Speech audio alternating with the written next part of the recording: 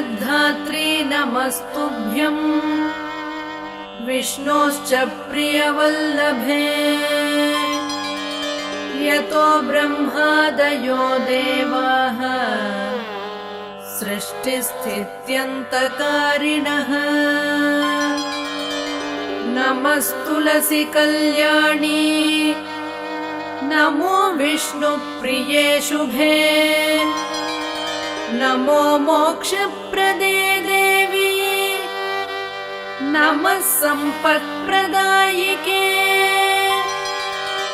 तुलसी पातु मां नित्यं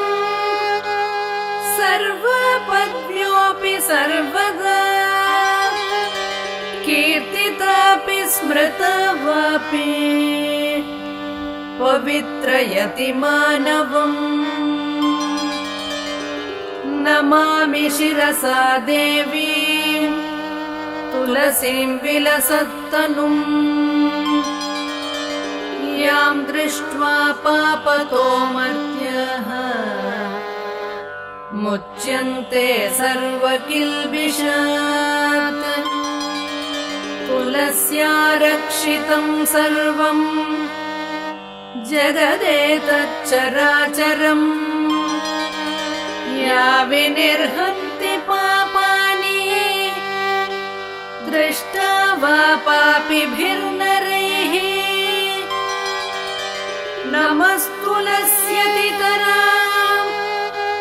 यस्यै दत्ता बलिः कलौ कलयन्ति सुखं सर्वम् स्त्रियो वश्यास्तथा परे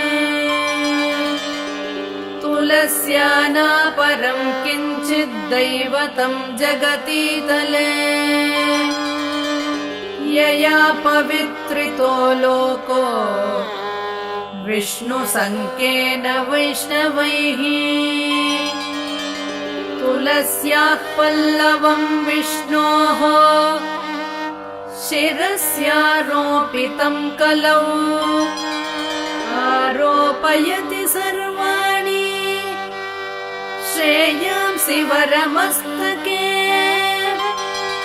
तुलस्यां सकलादेव वसन्ति सततं यथा अतस्तया चयेद्लोके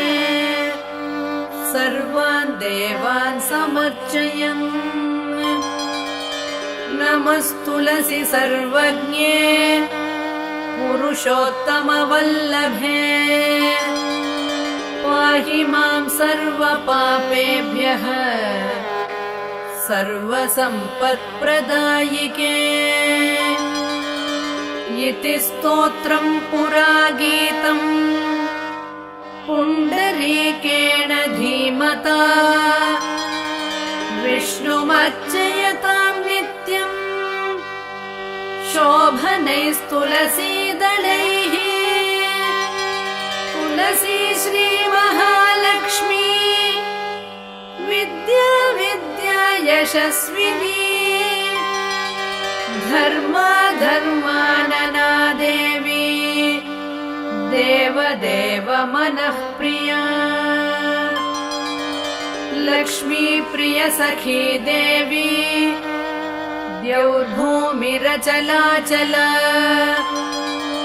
षोडशैतानि नामानि तुलस्या कीर्तये नरैः लभते सुतरां भक्तिं मन्मथे विष्णुपदां भवेत् तुलसी भूर्महालक्ष्मीः पद्मिनी श्रीहरिप्रिया तुलसी श्रीसखिशुभे पापहारिणि पुण्यदे नमस्ते नारदनुते नारायण नमः प्रिये।